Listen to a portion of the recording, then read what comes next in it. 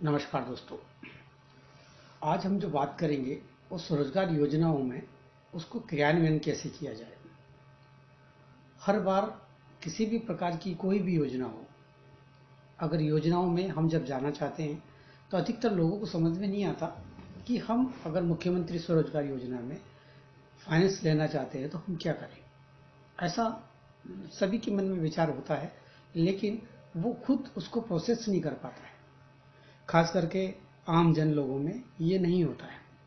जो शिक्षित है उसे भी अनुभव ये नहीं होता है कि हमें स्वरोजगार योजना में जाना है, गवर्नमेंट की ये योजना है, अब हम क्या करें, कहाँ से शुरू करें, ऐसा व्यक्ति का सोचना होता है। लेकिन स्वरोजगार योजना कोई सी भी हो, मुख्यमंत्री युवा उद्यम योजना या मुख्यमंत्री स्वरोजगार योजना हो, ऐसी कोई भी योजना हो, लेकिन जो प्रोजेक्ट को डालने की जो जो प्रक्रिया होगी वो सबकी एक जैसी होती है, चाहे प्रधानमंत्री वाला हो या मुख्यमंत्री वाला हो। आप ध्यान रखिए कि आप सीधे बैंक जाते हैं और बैंक में जाकर के आप बात करते हैं कि मुझे प्रोजेक्ट लगाना है मुख्यमंत्री स्वरोजगार योजना में या दूसरी किसी योजना में आपको प्रोजेक्ट लगाना है, लेकिन आप प्रोजेक्ट नहीं लगा पाते। कारण आप बैंक गए, बैंक में आपने पूछा कि साहब मुझे लोन चाहिए, बैंक पूछेगा क्यों चाहिए, आपने कहा मैं फलाना काम करता हूँ, तो बोलेगा हमारे यहाँ पे अभी योजनाएं बंद हो गई है और अभी हम इस प्रकरण को नहीं कर रहे हैं, ये हमारे टारगेट पूरे हो गए। उसका रीज़न है, उसका रीज़न ये है कि आपने योजना के बारे में आपको जानकारी है, लेकिन योजनाओं में हम काम कैसे करें ये जानकारी आपको नहीं है। इस वजह से बैंक पहले ही रूप में आपको मना कर देता है कि आपको फाइनेंस होगा या नहीं। इसलिए आपको स्टेप बाय स्टेप जाना चाहिए। जब आप स्टेप बाय स्टेप जाएंगे तो आपको फाइनेंस का पूरा लाभ मिलेगा, वरना आपको फाइनेंस नहीं मिलेगा। अब स्टेप के लिए मैं आपको किसी भी योजना में हो, मुख्यमंत्री, प्रधानमंत्री, युवा उद्यमी, warehousing, trading, limited, private limited, proprietorship, किसी भी यूनिट में आप फाइनेंस के लिए जाते हैं तो आपको अपनी प्रक्रिया पूरी करनी चाहिए, जिससे बैंक में जब आप फाइल लेके पहुंचे बैंक आपको बिल्कुल भी मना नहीं करेगा। उसका रीज़न है, सबसे पहले आप कोशिश पूरी करें कि फाइनेंस होने से पहले किसी न किसी कंसल्टेंट से संपर्क अवश्य करें। कंसल्टेंट आपको बहुत सारी चीज़ें इजी कर देगा, जिससे आपको काम करने में बहुत फायदा होगा।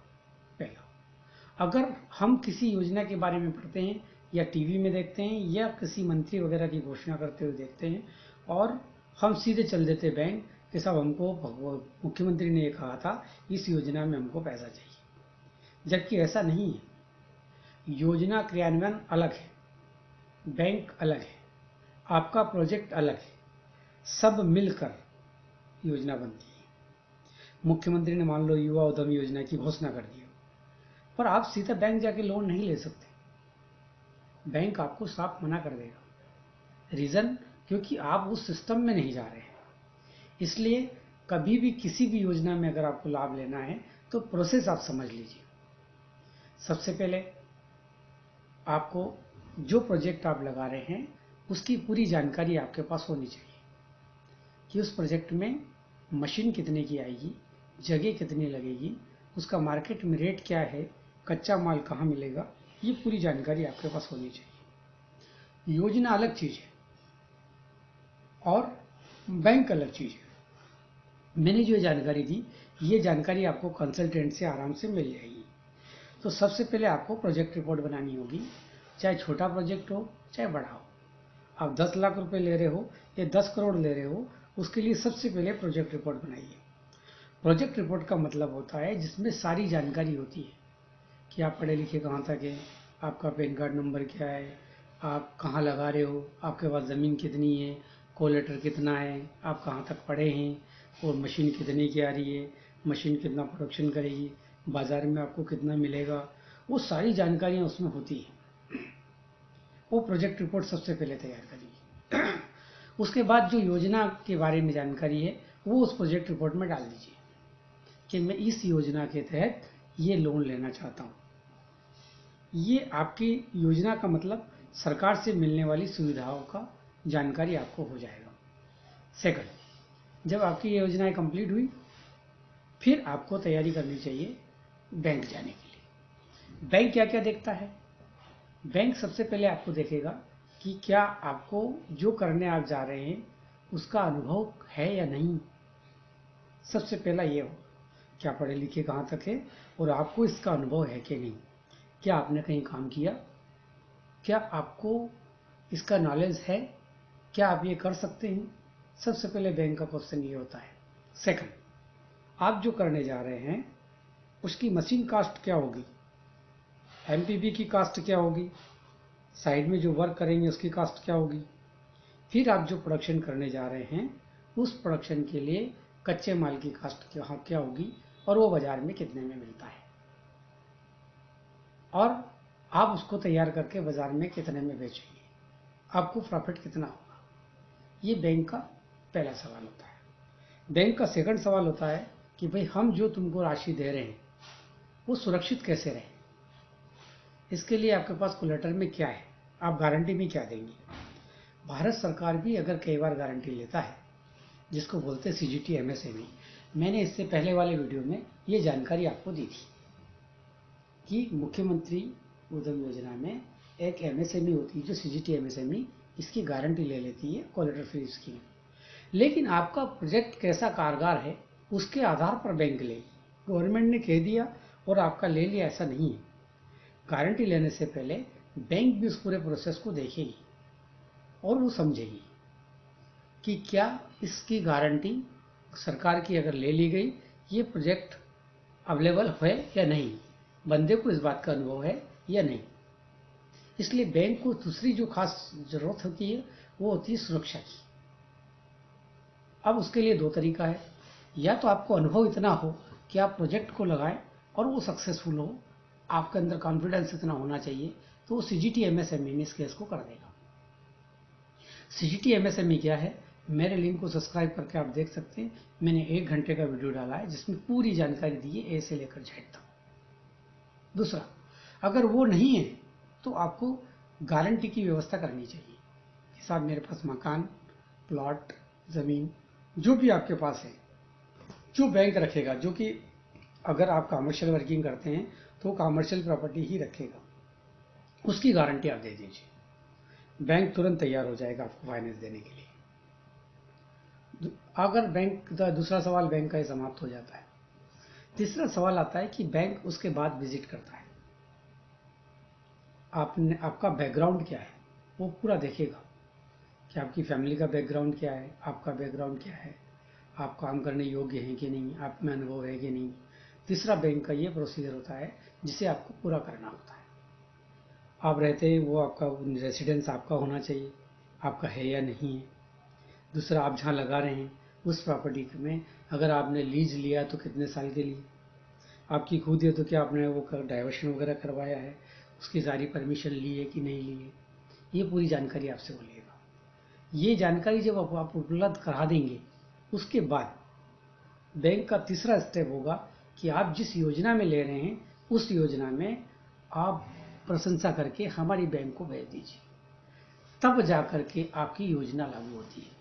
तब आप कह सकते हैं कि मैं मुख्यमंत्री युवा उद्यम योजना में लेना चाहता हूँ, पीएमईजीपी में लाना चाहता हूँ, मुख्यमंत्री स्वरोजगार योजना में लेना चाहता हूँ, या एमएसएमई की जो और भी योजना है उसमें लेना चाहता हूँ, या मैं कंपनी डालना चाहता हूँ या प्राइवेट लिमिटेड डालना चाहता हूँ। ये जब आप कह सकते हैं जब बैंक इतने प्रोसेस के बाद। लेकिन मैं पहले भी आपसे कह चुका हूँ कि जब भी हम योजना के अंदर जाते हैं या किसी भी योजना में हम काम करना चाहते हैं तो हमें कंसल्टेंट हायर करना चाहिए। कंसल्टेंट ही आपको सही जानकारी दे पाएगा। इसके लिए आपको एक नॉमिनल फीस पे करनी होती है और आपको 10 जगह भटकने से बच जाएंगे। आपका प्रोजेक्ट छोटा है तो आप उससे गाइडलाइन ले लीजिए, और अगर आपका प्रोजेक्ट बड़ा है तो आप कंसल्टेंट हायर कर लीजिए। कंसल्टेंट की जितनी फीस होगी वो उतनी ही होगी जितना तुम भटकने में पैसे खर्च करते हैं, उससे ज़्यादा इसकी फीस नहीं होगी। आप इस तरीके से अगर आप क्रियान्वयन करते हैं तो आपका प्रोजेक्ट कंप्लीट हो जाएगा। दूसरा, सबसे पहले अगर जब उद्योग लगाते हैं तो आदमी के अंदर संशय पैदा होता है। कई आदमी तो ऐसे भी होते हैं जो यहाँ से वहाँ से इससे उससे जानकार से पूछना चाहते हैं, अपना भविष्य जानना चाहते हैं, बहुत सारा तंत्र मंत्र करना चाहते हैं, तब जाके उद्योग लगाते हैं, और उन्होंने मना कर दिया कि उद्योग सक्सेसफुल नहीं है तो उद्योग नहीं लगाते, जबकि ये गलत है। आप कितने कॉन्फिडेंट हैं, आप इस योजना के प्रति कितने वफादार हैं, आपका ज्ञान क्या कहता है, तो आप उद्योग की तरफ बढ़ सकते हैं और लगा सकते हैं। ये ज़रूर है, मुहूर्त और धार्मिक तरीके से आपको जाना चाहिए, लेकिन धार्मिक और अंधविश्वास में फर्क होता है। सिर्फ अगर आप धार्मिक हैं तो धर्म के प्रति, जिस भी धर्म के आप हैं, उस कुल देव को याद करके आपको उद्योग लगाना चाहिए, लेकिन अंधविश्वास की तरह आपको उद्योग नहीं लगाना चाहिए, क्योंकि अंधविश्वास की तरह आप उद्योग लगाएंगे तो आपके मन में संशय होगा। मैं छोटा सा उदाहरण अगर आपको दूंगा तो मुझे लगता है आपके समझ में आ जाएगा। गवर्नमेंट किसी भी योजना को लाता है और गवर्नमेंट वो योजना चालू कर देता है। मान लीजिए राष्ट्रीय मार्ग योजना, एयरपोर्ट योजना, रेलवे योजना, ऐसी बड़ी बड़ी योजना लाता है और वो लगाकर चालू कर देता है। लेकिन आपने देखा होगा कि जब हम राष्ट्रीय राजमार्ग निकलता है तो रास्ते में कई सारी जगह पर मंदिर, मस्जिद, गुरुद्वारा, ऐसी चीज़ें बीच में आ जाती है। और जब ऐसी चीज़ें बीच में आती है तो क्या धर्म और इसके प्रति ज्ञान रखने वाले नेतृत्वकारी या जिम्मेदार व्यक्ति या योजना अधिकारी उस काम को रोकता है? नहीं। वो ईश्वर की साक्ष्य रखते हुए, अल्लाह, गुरुद्वारा, क्राइस्ट, सभी देवताओं को साक्ष्य रखते हुए उस क्रियान्वयन को पूरा करता है। अगर मंदिर को ट्रांसफर करना पड़ा तो दूसरी जगह मंदिर को लगवा देगा, मस्जिद करवाना पड़ा तो मंदिर बनवा देगा, मंदिर बनवाना पड़ा मंदिर बनवाएगा, लेकिन अपने जो लक्ष्य है उसको पूरा करता है। उसमें जो भी बाधा आती है, ज्ञान की, अज्ञान की, कानून की, जिस प्रकार की भी चीजें आती है, उस चीजों को फाइट करते हुए उस योजना को पूरा करता है। यही धारणा आपके अंदर आ जानी चाहिए कि आपको भी उस योजना के अंतर्गत काम करना चाहिए। दोस्तों, वैसे तो आप मेरा ये सब्सक्राइब करके, बेल बजा के आप सारी योजनाओं का लाभ ले सकते हैं। मेरे वीडियो इसमें डले हुए हैं, जिसमें मुख्यमंत्री स्वरोजगार योजना, उद्यम योजना, वेयर हाउस, बहुत सारी इंडस्ट्री की जानकारी, डेयरी आदि सभी के वीडियो इसमें डले हुए हैं। आप सब्सक्राइब करके उन वीडियो की जानकारी ले सकते हैं। कई सरकारी योजनाओं में कानून प्रक्रिया भी आती है, उसके संबंध में भी वीडियो डला हुआ है, वो भी सब्सक्राइब करके आप देख सकते हैं। कई साधारण योजनाएं में जब गवर्नमेंट लोकसभा या विधानसभा से पारित करते हैं, उस समय हमारी योजनाओं पर क्या फ़र्क पड़ता है, इसके संबंध में भी मैंने बहुत सारे वीडियो डाले जो आप देख सकते हैं। मैं एक कंसल्टेंट हूँ, और मैं किसी भी व्यक्ति को जब भी गाइडलाइन देता हूँ तो मैं भी सभी प्रकार का ज्ञान प्राप्त करने के बाद ही उसे गाइडलाइन देता हूँ कि आपको ये करना चाहिए। दोस्तों, मेरा आपसे निवेदन है कि मेरे इस वीडियो को सब्सक्राइब करें, लाइक करें, शेयर करें, शब्द में ज़रूर भेजें। बस ये छोटी सी रिक्वेस्ट है, इसे आप ज़रूर मानें। नमस्कार।